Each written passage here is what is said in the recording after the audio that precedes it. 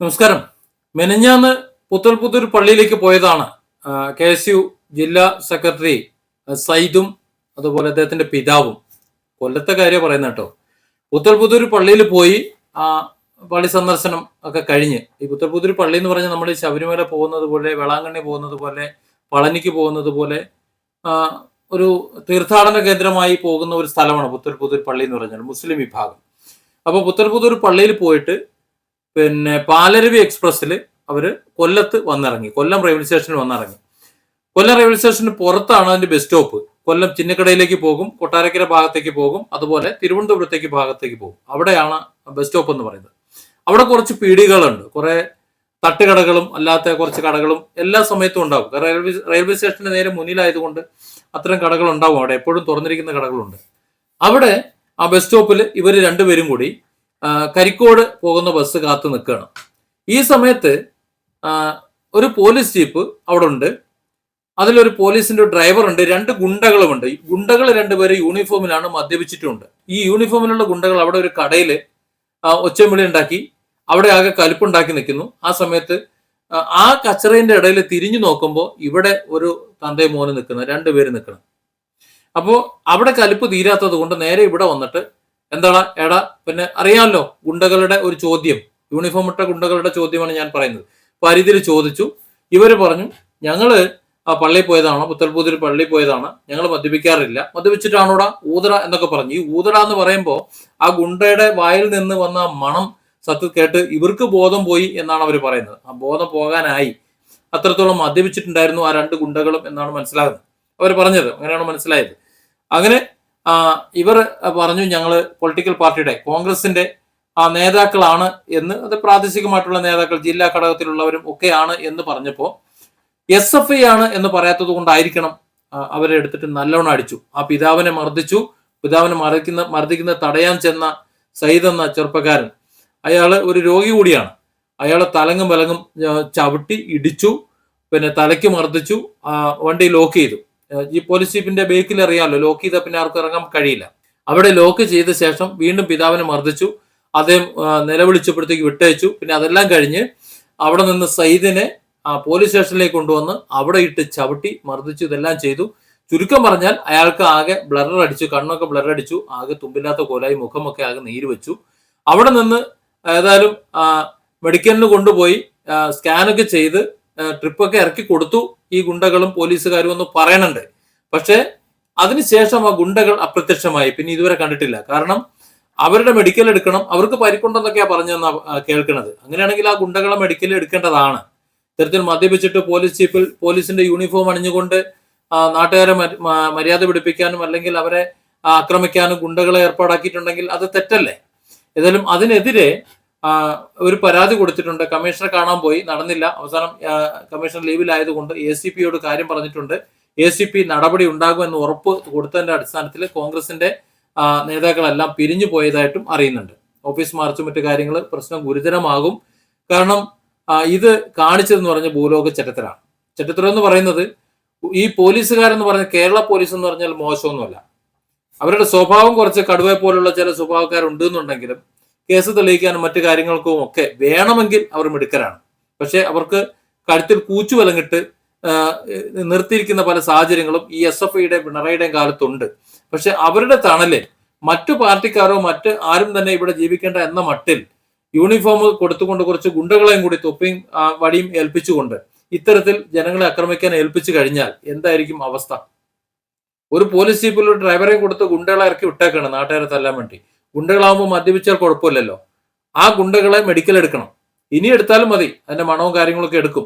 24 മണിക്കൂർ അല്ലെങ്കിൽ 48 മണിക്കൂർ മുമ്പ് മദ്യപിച്ചിട്ടുണ്ടെങ്കിൽ അറിയാനുള്ള വകുപ്പൊക്കെ ഇപ്പോൾ ഉണ്ടല്ലോ. ഏതായാലും എടുക്കണം, അവർക്കെതിരെ കർശനമായ നടപടി എടുക്കണം. സയ്യിദുമായിട്ട് ഞാൻ അല്പം നേരത്തെ ഫോണിൽ സംസാരിച്ചു. സയ്യിദ് പറയുന്ന കാര്യങ്ങൾ കേട്ടാൽ ബഹുരസാണ്. നമ്മുടെ പോലീസ് സേനയ്ക്ക് ഏറ്റവും വലിയ അപമാനമാണ് ഈ രണ്ട് യൂണിഫോം ഇട്ട ഈ രണ്ട് ഗുണ്ടകൾ.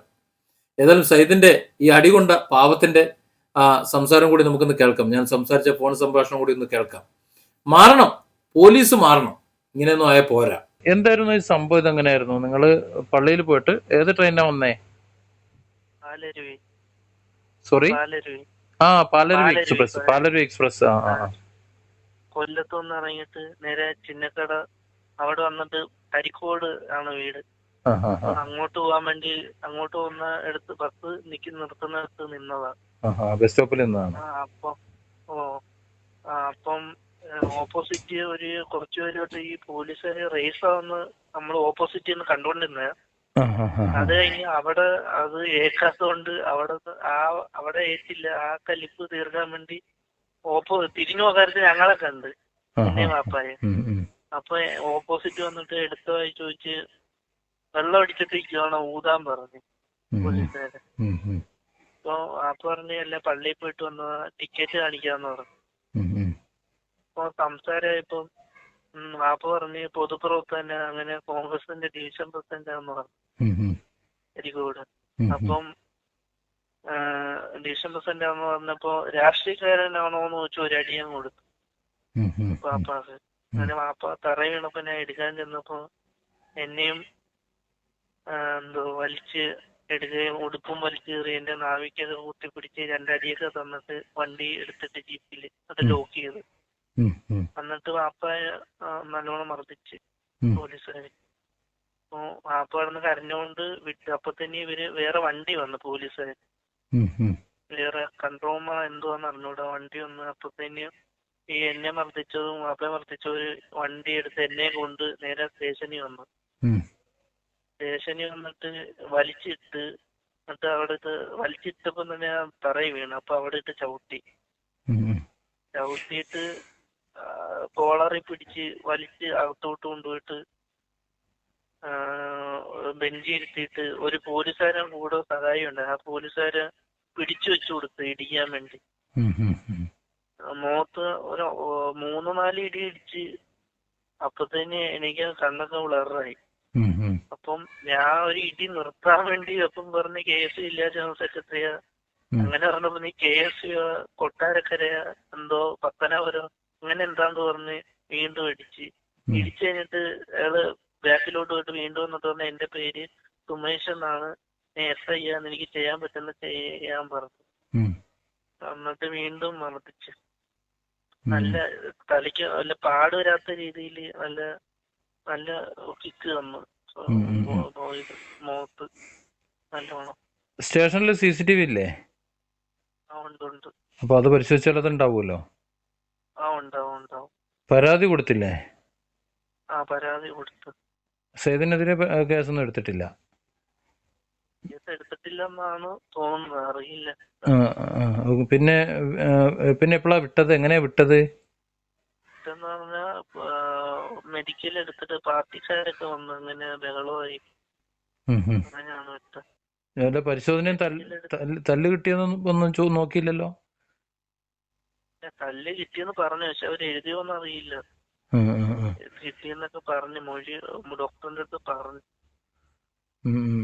എന്നിട്ട് പിന്നെ ഹോസ്പിറ്റലിൽ അഡ്മിറ്റ് ആയി. അത് തന്നെ അവര് വിട്ടപ്പോ ഹോസ്പിറ്റലിൽ വന്ന് അഡ്മിറ്റ് ആയി. സ്കാനിങ് വല്ലതും നടത്തിയോ തലക്ക്? സ്കാന് പോലീസുകാരെടുത്തായിരുന്നു. അവര് വന്നപ്പോ എടുത്തായിരുന്നു സിറ്റി. പിന്നെ സ്കാനിങ് അത് ശരി. ട്രിപ്പൊക്കെ ചെയ്തു, സ്കാനിങ് ചെയ്തു. അവന്റെ റിപ്പോർട്ട് തന്നിട്ടില്ല. പരാതി കൊടുത്തിട്ട് ഇപ്പൊ എന്താണ് നിങ്ങൾ മർദ്ദിച്ചതുമായിട്ട് ബന്ധപ്പെട്ട് എന്ത് നടപടി ആയിട്ടുണ്ട്? നടപടി അതറിയില്ല. അത് കറക്റ്റ് നമ്മള് സസ്പെൻഡ് ചെയ്യണമെന്നാ പറഞ്ഞത്. സസ്പെൻഷൻ ഉണ്ടാവോ? വെള്ളം അടിച്ചായിരുന്നു, 2 പോലീസും വെള്ളത്തിലായിരുന്നു. അത് ശരി, പോലീസുകാര് മദ്യപിച്ചേക്കാണ്. രണ്ടുപേരും വെള്ളത്തിലായിരുന്നു. എന്നിട്ടാണ് ഈ രണ്ടുപേരും മദ്യപിച്ചിട്ടാണ് നിങ്ങളോട് ഊതാൻ പറഞ്ഞത്? അതാണ്. നല്ല പോലീസാണല്ലോ.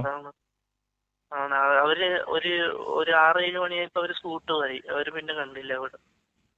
അവരെ മെഡിക്കൽ വല്ലതും എടുത്തിരുന്നോ? ഇല്ല, അവരെ എടുത്തില്ല. അവര് സ്കൂട്ടായി. അവര് പിന്നെ ഒരു വിവരമില്ല.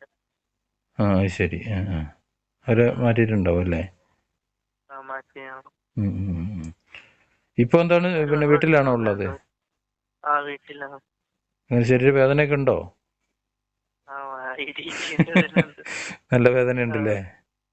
ആ ഓക്കെ ഓക്കെ ഓക്കെ. ഞാൻ പിന്നെ സംസാരിച്ചതിൽ സന്തോഷമൊന്നും പറയുന്നില്ല. പോലീസുകാർ ഒരു കാര്യമില്ലാതെ പലരും വണ്ടി ട്രെയിനിൽ വന്നിറങ്ങിയിട്ട് ബസ് പോകാനായിട്ട് പുറത്തിറങ്ങി നിൽക്കുമ്പോൾ പിടിച്ചിടിച്ചിട്ട് ആയിക്കോട്ടെ എന്ന് പറഞ്ഞ് വെക്കാൻ പറ്റുമോ? തെമ്മാടത്തിലല്ലേ കാണിച്ചത് ഒരു ആ ഇത് പോലീസുകാരന്റെ നാക്ക് നല്ലോണം കുഴയുന്നുണ്ട്.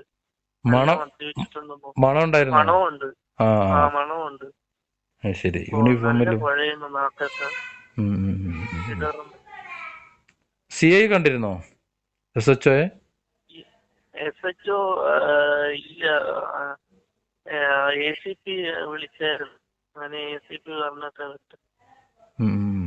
നടന്നു. SCP നടപടി എടുക്കുന്ന ഉറപ്പ് തന്നിട്ടുണ്ട്. എടുക്കുമെന്നാ പറഞ്ഞ. ഇത് എപ്പോഴായിരുന്നു? ഇന്നലെ രാത്രി അല്ല, ഇന്ന് പുലർച്ചെ. ഇന്ന് 4:30 പാലരുവി 4:30 അവിടെ വരുന്നത്. ശരിയാ. അതാണ് മദ്യപിച്ചിട്ട് രണ്ടുപേരും വന്നത്. അതാണ് നമുക്ക് പറഞ്ഞ തിരിച്ച് അവർക്ക് ഒന്നും മനസ്സിലാവത്തില്ല. അതാണ് വിഷയം. അവര് നമ്മൾ എന്തെങ്കിലും പറയുകയാണെങ്കിൽ അത് അവർക്ക് വയലൻസ് ആയിട്ടാ തോന്നുന്നതെന്ന് തോന്നുന്നു. കടയിൽ കയറി തല്ലുണ്ടാക്കിയതിന് കടക്കാര് കേസ് കൊടുത്തില്ലേ? അത് കൊടുത്ത അവിടുത്തെ തരിപ്പില്ലവിടെ ഇവിടെ കൊണ്ടൊന്ന് തീർത്തു.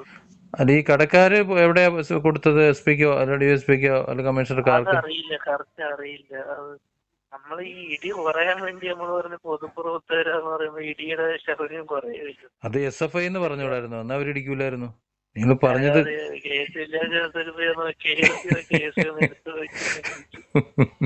അതെ, SFI മാത്രമേ പേടിയുള്ളൂ. അപ്പൊ KSU എന്ന് പറഞ്ഞുകൊണ്ടാണ് ഇടി കൂടുതൽ കിട്ടിയത്. സാരമല്ല, ഇത് ഇങ്ങനെ ആയിപ്പോയ കുറെ എന്താ പറയാ, ഇങ്ങനെ കുറെ ഗുണ്ടകളായിപ്പോയി നമ്മുടെ ഒരു വിഭാഗം. അതും രാത്രിയിൽ ജനസുരക്ഷയ്ക്ക് വേണ്ടി നിൽക്കുന്നവർ മദ്യപിച്ച് ലഹരിക്കെതിരെ പടപൊരുതുന്ന പട്ടാളമാണ് ഇപ്പോൾ അവര്. അല്ലേ? ലഹരിക്കെതിരെ പടപൊരുതുന്ന പട്ടാളം ഇപ്പോൾ വെള്ളമടിച്ച് കോലം തിരിഞ്ഞാണ് യൂണിഫോമിൽ നടക്കുന്നത്. കൊള്ളാം.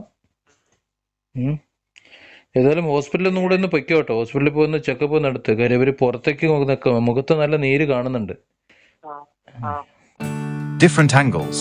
Don't forget to subscribe and support this channel.